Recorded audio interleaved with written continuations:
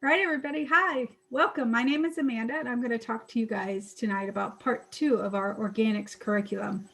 Last week was Zero Waste Week, so I hope that you were a part of it. I hope you joined in, and let's just go ahead and get started. So I'm going to minimize me so I can see the whole slide as I record this. So today we're going to talk about part 2 of our organics curriculum, like I mentioned, the local food scene in Gainesville and Alachua County, Florida. So this is presented by Zero Waste Gainesville and the Repurpose Project and Rachel Bhattacharya, and I created this program for you. So just a little bit about me. I am one of 3 who run Zero Waste Gainesville. So Rachel and also Nina Bhattacharya is the founder of Zero Waste Gainesville, and myself, Amanda. And we do that as volunteers. I'm also on staff at the Repurpose Project. I'm their director of Zero Waste. So just as a reminder of what we talked about last week, that wasted food is really a big problem, and that in America, we waste up to 40% of our food that's produced. And that adds up to a lot of pounds that is wasted and a lot of money too. And we talked about the fact that there are a lot of Americans that are food insecure at the same time, or we're wasting so much edible food. And the big deal of this, of why wasting is a big deal, basically is because of resources. So when we waste food, we waste resources. These resources are human labor, money, water, the land. A lot of food goes into the landfill. We talked about that. There's connections to climate change from the beginning all the way through disposal. We waste the fertilizer, the energy, and the biodiversity, because when we have to take away forested land to make agriculture, we lose biodiversity. So it really is a big deal that we're wasting food. So today we're going to talk about preventing wasted food and feeding people in need, buying local food, reducing wasted food, and keeping resources local. So the first section we're going to talk about is preventing wasted food and feeding people in need. So this slide is from last week as well, talking about food insecurity, and basically that's lacking reliable access to a sufficient quantity of affordable, nutritious food to lead an active, healthy life. And if you remember, we talked about the USDA report says that around 35.2 million Americans face food insecurity, and this was pre-COVID.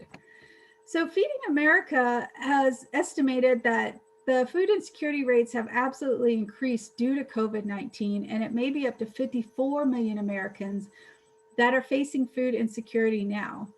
So we all understand that there's wasted food along the supply chain, and a lot of that is edible food. And we definitely do understand and recognize that there are a lot of people who don't have enough food. So we really need to work on the systems and be part of the solution to getting these people fed and wasting less food. So according to Feeding America, again, in Florida, we have 2.7 million people that are struggling with hunger, and over 800,000 of those are children. So that's about 1 in 8 people in Florida, and 1 in 5 children in Florida struggle with hunger. So this is getting it a little bit more local. And then even a little bit more local, have you guys heard of Farm Share? Well, Farm Share actually started in 1991 as a kind of a system to get the edible food off the farm and get it to the people who need it. So they've been working on decades around this. So they have some systems in play. And so when COVID happened, they were ready to really amp up their services. And they've been doing amazing things throughout Florida to feed people who are hungry, and including in our community.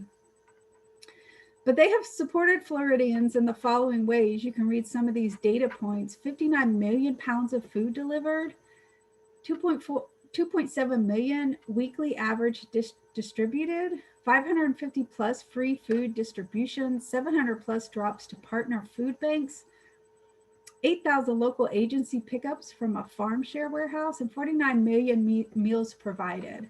So they're doing a huge job out there. So we should all try to support them. And even a little bit more local, there's a UF-IFAS report that says Alachua County has a 19.8% food insecurity rate. And that's pretty high and pretty alarming. And locally here in Gainesville, Bread of the Mighty is our food bank, and they do a lot to get food to people who need it. And locally, they say they've seen a 50% higher need because of COVID. And Karen Wolfstead, who's the Communication and Development Director at Bread of the Mighty, said there's no shortage of food, there's just a shortage of access to food. And I think that's really important that we figured out through these presentations that there's so much food out there. It's just a problem of getting it to those who need it. So locally, we've gotten a lot of support from the Farm Share, and there's a group called Women Working with Women, and they have helped to set up some of these food distributions. And so here's just a flyer of one that happened in December, and they're really drive-through, and you've probably seen these. They've happened around Gainesville and other communities in need.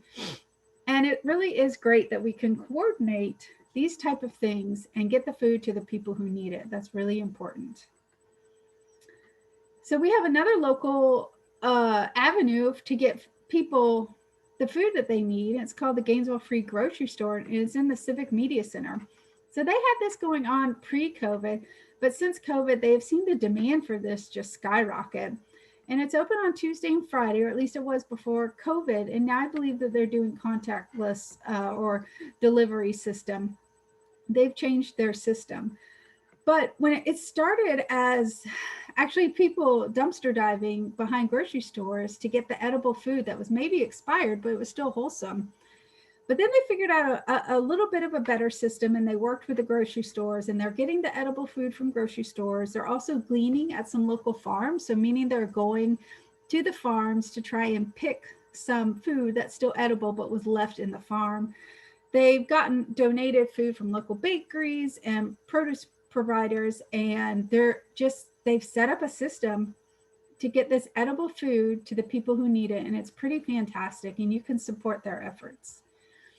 This is a local effort on campus at UF, the Food Recovery Network. This is run by students, so it may ebb and flow with the availability and the involvement, but I think it's pretty fantastic that UF has this. They want to prevent wasted food, and they want to get the food to people in need. So they're gleaning, meaning they're going to some farms to pick the produce that's still in the field. They're rescuing edible food on campus, and they're also holding activities like showing the film Kiss the Ground, which we're going to talk about in a little while. And then the Farm to Neighbors program actually started right after COVID began in March of last year in 2020. And basically, this is a collaborative effort between Ciambra Farm and the Family Garden Farm, because they saw that they had some excess food after some schools and businesses canceled their orders because they had to shut down. And these farms also saw that there were neighbors of theirs, people in their community, and they're over on the southeast side of Gainesville, that didn't have enough food. So they set up this volunteer-led program where they got some of their excess food from the field to their neighbors, either free or on a sliding scale, meaning not very expensive at all. And this is also something you can donate to help this continue, and they are still doing this. And then more efforts to get prevent wasted food and get food to people who need it is by Working Food. So Working Food is a pretty fantastic nonprofit that we have here in Gainesville, Florida. And they do fantastic things, but when COVID hit, they had to shift gears a lot, like so many of us did. But what they did is they created systems to save food and get it to people who need it. And one thing that they did is they provided over 15,000 locally sourced meals to neighbors in need. They scaled up their seed and plant sales to meet the needs. And this was a big deal because a lot of people were home and they wanted to grow a garden when COVID began, including myself. And so more and more people bought seeds or bought the seedlings and the little plants from Grow Hub, which is a partner of Working Food. And so they had to really organize these sales to be able to be done in a COVID-friendly way. And they also developed a drive-through farmers market on Wednesdays. It was on Wednesdays last year, now it's on Thursdays. And this is because some farmers markets had to close, but the farmers still had food that they wanted to sell, and the local community still wanted to buy it. So they served as the location to where the farmers could set up, and then we could buy the food and just drive through and pick it up. So that was pretty fantastic. I used that myself. And they maintained their youth programs through kits and online, and then eventually back to safely in person. So I can't say enough about Working Food. They are pretty fantastic. So at the University of Florida, they have the Field and Fork Garden and programs, and they've had this for a while too. It's by the Bat House. They have internships there. They have program coordinators. They do trials of certain types of growing certain types of food. They provide fresh food to the UF pantry. So the university has a pantry full of stapled food for students that need it. And then they provide fresh food from their gardens. They also have a composting bins for those students who live on campus or people who live nearby that can bike up and want to drop off their food scraps, and they'll compost it there, and then they use the compost. If they do have any extra fresh food, they will take it to the local shelters. So that's a great partnership here in our community. And they really help the students make the connection of growing food and eating local. So we're really fortunate to have this on the campus. So before I move on, I just want to point out that we have a lot of people who have stepped up to help in the time of COVID, to feed the people who are hungry, but also to help it so we don't waste as much food. And so if you're able, I encourage you to support those groups I talked about or the organizations. So here we go. Let's talk about buying local food. This is really important.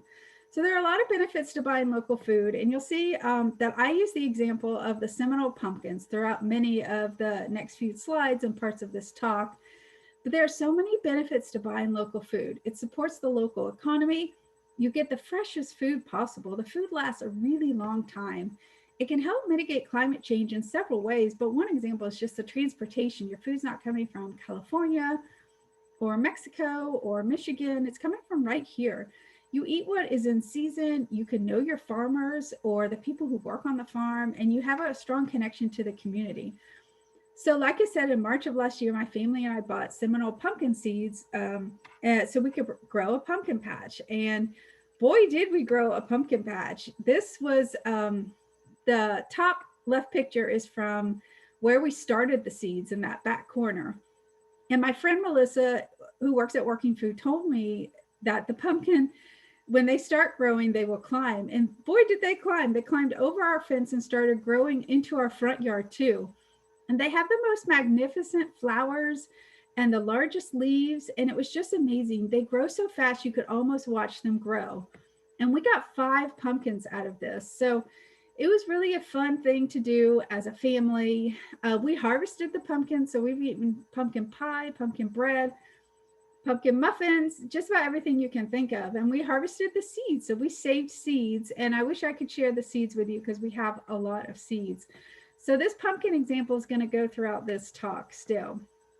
So one other thing about buying local food is that I've been working on a Zero Waste Local directory for quite some time now. And one of the parts of that is highlighting the local farms. So I want people to know the farms that are near us, know where they sell. If they sell at the Working Food Farmers Market, we have about 5 farmers markets in the area. So I want you to know where they are. If they have a CSA, if they have a specific something that they grow, and because I really think it's important to support the farms. And the majority of work I do is to building zero waste community. And part of that is building up our local systems. That's a really big deal with zero waste. So I hope that I can finish this resource directory and get it out to everybody because I think it'll be fantastic. So for the Alachua County Public Schools, they have a farm to school program. And the goal of this is to serve the freshest local produce in the school meals while teaching the students about the connection between growing healthy food and growing healthy bodies. So this is a really, really neat program. And the school partners and buys from about a dozen local farms. And that farm fresh produce goes directly into the school lunches. But if you remember that when the schools closed in March of 2020, the farms that had these orders they didn't fulfill them because the schools didn't need that lettuce, for instance, because the kids weren't in school. So that's one reason why the Family Garden and Samber Farms formed that Neighbors program, because they had all that lettuce and other fruits and vegetables, but they didn't have the schools or businesses that needed them, but they had already grown it. So they figured out a way to get it to neighbors in need, which is a really great program. But back to the Farm to School program. So they actually have a work hub, which is on Northeast 8th Avenue, right before Grow Hub, where they have a school garden demonstration, and some in normal times, the schools would often take field trips out here. They grow their own lettuce. That's where they package the farm to school produce, and they have a growing education training campus where students of all abilities learn job training. So I want to mention regenerative agriculture because this more and more is getting talked about as the way of the future for how our food should be grown, whether if it's local or on a larger scale. And I really do think that this can be part of the solution to climate change as well. And basically, it's a system of farming principles and practices that increases the biodiversity, it enriches the soil, improves the watershed, and enhances ecosystem services. And the goal really is to capture carbon in the soils and in the above ground biomass of plants, reversing current global trends of atmospheric accumulation and climate. So this is a big deal. And if you aren't familiar with it, I encourage you to watch Kiss the Ground. It's a film you can watch on Netflix, or there's a way to rent it for a very low cost. And they actually have a version out for students and teachers that the teachers can get and show it in their classroom and start discussions on it. And we have at least one farm locally, Swallowtail Farm, that does regenerative agriculture. So I encourage you to check out more about this and Swallowtail Farm. So reducing wasted food, we're going to go over some specifics here. And we mentioned this briefly last week, but food product labeling often leads to wasting food. And that's a lot of times because we don't know what the sell by or best by or use by means. But I want to tell you that the only federally regulated food that has to have a best by day is baby formula. Everything else, those dates are they generally intended to communicate food quality, not food safety. And I encourage you to use your senses. If something is past date, but it smells good, it looks good, it probably is good. Depending on the food, you should use your own judgment and use your systems and senses, and that will help you figure out if you should eat it or not. In Florida, the food product labeling is really only required for shellfish and milk. Otherwise, it's not required in Florida. But I recently read this article and I wanted to share it with you. Over in the United Kingdom, they're proposing a new way to cut the food waste. And it basically is by using your senses. So they want to reduce the food that's wasted there and skip the product labeling like best by or sell by, and have this new system where it's basically this infographic on the right: too good to go, past my date, look, smell, taste, don't waste. So they're encouraging people to look at their food, smell the food, and maybe even taste a little bit to evaluate if it's gone bad or not, and not just rely on dates. So if you remember last week, we talked a lot about reducing wasted food through planning, shopping, prep, and storage. Those 4 ways are a really big deal to reduce wasted food on the consumer level. Now, we know that food is wasted along the supply chain, not just on the consumer level, but there is a lot we can do to be part of the solution. So with planning, plan your meals for the week and plan to eat what you have at home. Shop your own refrigerator and pantry first, meaning eat what you have at home, and then shop local. Buying local, you all know now why it's so important. Prep your food for the week and freeze food at optimal freshness. And freezing is kind of like a pause button. So if something is about to go bad or you know you just won't eat it in time, I encourage you to freeze it. There's so much food that you can freeze. And storage, store for the best freshness. So we're going to go over some specifics. And one thing I wanted to bring up that I found in my research is stilltasty.com. So their mission is to help consumers save money, eat better, and help the environment. It's created by an award-winning journalist and her mother, who was a retired food safety expert. And so basically you can go to stilltasty.com and you can type in a food and you'll see how long will it last, what's the best way to store it. It gives you lots of information. So I put in pumpkin because I had just cooked some pumpkin. So I had fresh cooked pumpkin. And that's a picture of me sniffing my pumpkin that I had cooked and put in glass jars. And it had been in a fridge for a few days. So I wanted to smell it and see what I thought.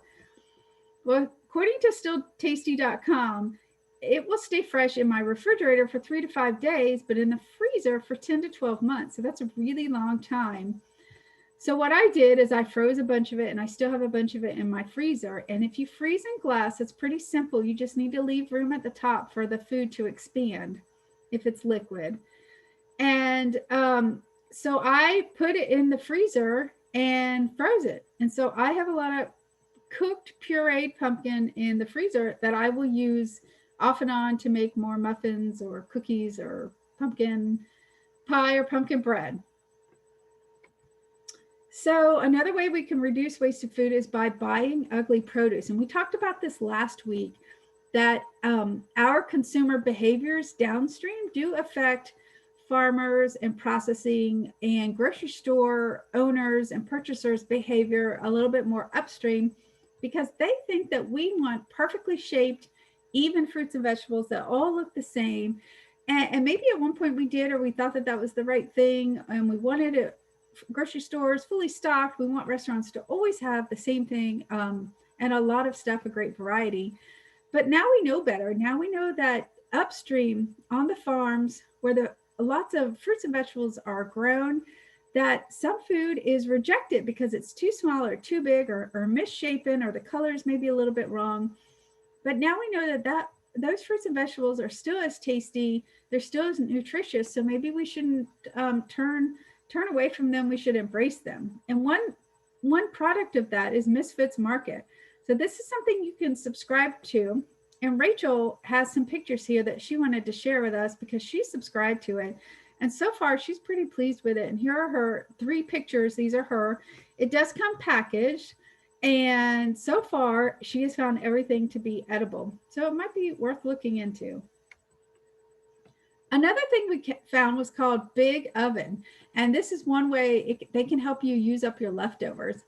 So you choose up to 3 ingredients, you type them in, and they can tell you what you can make. I have not personally used this, but I thought it was a good resource, so I wanted to share it with you guys. But this is an example of something I do frequently, or at least in the winter, is create a vegetable soup out of just some vegetables that I got in the winter season that maybe I had a lot of or I needed to use up. So again, I have a CSA, that's a community supported agriculture, with the Family Garden. It's a farm on the east side of Gainesville that has a wonderful, wonderful array of fruits and vegetables, and their CSA is just fantastic. But sometimes I get a lot of certain vegetables. A lot in here was sweet potatoes. And so I have this vegetable soup recipe from my Moosewood cookbook. And that recipe also called for chickpeas or garbanzo beans. So I had some of those that I bought unpackaged from Life on Plastic, and I threw them into this great recipe, and I was able to use up a bunch of veggies. It's a real healthy recipe, and it freezes well. So I freeze it in portion-sized jars in the freezer, and you can see I leave a lot of space for it to expand. And so we have soup that we can thaw, and we're actually going to eat some this week. So it's a really great way to use up your vegetables with your local food so it doesn't go to waste and you have a great meal. And if you haven't seen this before, SaveTheFood.com is an invaluable resource to help you reduce wasted food. This again is on a consumer level, so it wants to help people in their day-to-day.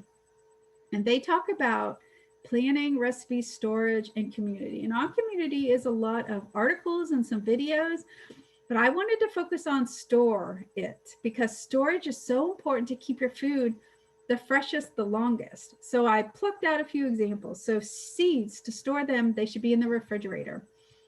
Coffee, you can store them at room temperature for 1 week or freeze for 1 month. Eggs, you can refrigerate. They can be fresh 3 to 5 weeks after the sell-by date. Oats, they're at freshest for a whole year. Citrus freshest in the refrigerator 3 to 8 weeks. Salad greens for 7 days in the refrigerator. So you don't really have to be an expert on how to store everything, but you can know that you have this resource you can go to easily, savethefood.com, type in just about anything and see how to freeze it. So I have a specific example of berries.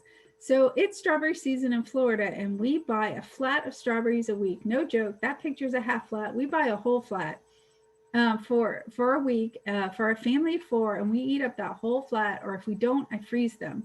So I wanted to see what savethefood.com says about storing berries. What's the best way to store them? So yes, you should put them in the refrigerator. They're freshest for 2 to 3 days, but I want to tell you that because these are grown locally, that they stay fresh in the refrigerator for me for at least 7 days. And this is a strawberry farm out of Stark, but I also get a lot of strawberries and alternate with buying them from the family garden because they also grow a lot of strawberries. So they say for best storage, don't wash till you're ready to eat them. And that's absolutely true. So we only wash one of the little baskets at a time. And then they're really good to freeze. So any berries that you want to freeze, in the case of strawberries, I cut off the tops, but you don't have to, but you cut off the tops and I cut them into smaller pieces. If it was blueberries or blackberries or raspberries, I probably wouldn't cut them at all. I would just put them. So when you freeze berries, you just want to put them flat on a cookie sheet and freeze them like that. And when they're frozen, then I transfer them to a glass jar, and that's how they are in my freezer. And then I can use them for baking or smoothies, but not much berries last to be frozen because we eat them like crazy. So keeping resources local is our last section we're going to talk about. And this is so incredibly important, but basically we're going to talk about composting because that's the resource that I want to talk about. Keeping resources local, it helps the local economy, it benefits. When you get the fresh in-season food, which we already talked about, when you compost, you create that great soil amendment, and that soil amendment is then used locally and the cycle begins. So basically, we want to create this closed loop system that's just like nature, where nothing is wasted and this nutrients and energy just keep cycling. So we're going to talk about the different ways to compost. And I want to tell you that on Zero Waste Gainesville's website, on day 3 for Zero Waste Week 2021, you can navigate and see a video similar to this presentation on different ways to compost that Rachel made, and it's a really fantastic video. One way you can compost is called vermicomposting. So you're composting using worms to create a soil amendment called a vermicast. So this is actually a picture of Nina's setup. She has worms and she basically feeds them her food scraps and it turns into a soil amendment. There are certain foods that the worms don't like, and there are certain foods that they really do like. And we also have a video on worm composting that you can check out on that same webpage. This is your typical backyard composting. You can use a bin type system, or you can choose to use an open wire system. But basically, when you backyard compost, you want to mix in your greens, which is your kitchen scraps, your fruits and vegetables, maybe your coffee grounds, your eggshells, and you mix that with your brown stuff. The brown stuff is the leaves that have fallen, and you definitely want a lot more leaves, which are the browns, to the greens. So you want a higher proportion of brown leaves to the food scraps that you put in there. In your backyard compost, I wouldn't put any bones or meat or cheese or oily stuff like that, or high fatty foods. I wouldn't add any of that in. We don't also put bread in when we compost in our backyard. We really stick to food scraps that are like the vegetables, the fruit, the coffee grounds, and the eggs. You can put brown paper towels or napkins in. And then basically it just does its job. It's pretty fantastic. It's just mimicking the natural system of decomposition. Definitely needs air, water, and the food. You provide the food, the air. It just means that sometimes you should turn it so it doesn't get too compact. There are microorganisms in there working through all of your food, eating it, and turning it into a soil amendment that you can use. But even if you completely ignore it, it will do its job, maybe just a little bit slower. So I encourage you to compost one of these ways. And we're lucky in Gainesville that we have a couple community composters. So if you don't want to do it yourself, or you can't because of your living situation, you could subscribe to one of these where they have a system where you pay them and then they each have their own different system on how it works. But one of them is called Two Farms, One Dream. And they have what's called a community supported composting system. And they set up at Hale Plantation Farmers Market on Saturday morning, and that's where they do their bucket swap. So you fill up your bucket throughout the week with the food scraps, and then you give it to them, and then you get a clean bucket. And this is a pretty neat system. They service the southwest side of Gainesville and areas west of Gainesville, and their farm is in Bronson. And if you subscribe with them, you'll even get some of the soil amendment at the end when they have a finished product. And you can generally give a community composter a little bit more stuff. Maybe the cheeses are okay, a little bit more of the paper products. You could give them bread or other odd scraps that maybe you wouldn't give. Put in your backyard compost, but you would have to check with the specific community composter to see what they take. And the other community composter we have in Gainesville is called Beaten Path Garden or Beaten Path Compost. Their website is beatenpathcompost.com. They service the central Gainesville and the east side, and they're definitely expanding almost every week. They have several different ways you can subscribe with them, and we have a subscription with them. So we pay them a little bit of money and they take our food scraps. Stefan processes them and turns them into a soil amendment that he then sells back to the community. But the way you can do it with him is you can do a bucket swap. He does that on Wednesdays. You can also drop it off. He has about 3 or 4 locations in town where he sets up a bin, and you can just dump your food scraps into their bin and then keep using the same bucket. And then he also has what's the closest thing we have to curbside composting in Gainesville, where on Mondays you put your full compost bucket by your front door and they come and pick it up. So they have a route for that. So it's pretty fantastic that with Beaten Path, you can do it a variety of different ways, whatever works for you.